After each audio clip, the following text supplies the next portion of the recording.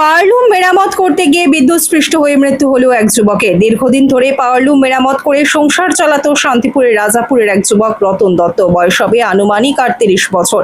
পরিবার ও প্রতিবেশী সূত্রে জানা যায়, তার পরিবারে বৃদ্ধা মা, স্ত্রী, ২ ভাই এবং এক শিশু কন্যা সন্তান রয়েছে।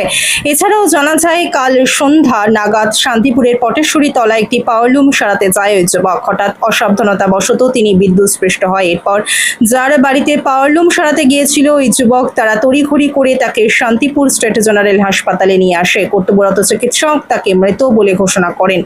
অন্যদিকে আজ মৃতদেহ পাঠানো হবে ময়না তদন্তের জন্য। যদিও যুবকের আকস্মিক মৃত্যুর ঘটনায় শোকের ছায়া গোটা এলাকায়। চিত্র সাংবাদিক এডিটর রূপম, সানভি নিউজ বাংলা, মানুষের পাশে মানুষের সাথে। ওই পটেশ্বরী তলায় নাকি কাজ করতে গেছিল পাওয়ারলুমের কাজ। আচ্ছা, তো ওখান থেকেই কারেন্টটা শর্ট খেয়েছে। বাড়ির মালিক এসে নাকি হসপিটালে ভর্তি করে দিয়ে গেছে।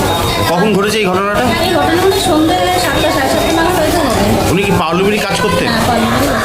আচ্ছা, ওনার কি নাম? রতন দত্ত। রতন দত্ত। ওনার পরিবারে কে কে আছে? ওনার পরিবারে মা আছে, 2 ভাই আছে, বউ আছে, মেয়ে আছে। কিরম বয়স কিরম হবে?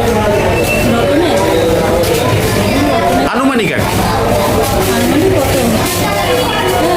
38 সেরকম। 38 এরকম। আর কি পরিবারে মেয়ে আছে একটা, হ্যাঁ, মেয়ে আছে, স্ত্রী আছে, আর মা আছে, মা আছে, ভাই আছে, 2 ভাই আছে। 2 ভাই আছে। আচ্ছা, বাড়ি কোথায় ওনার?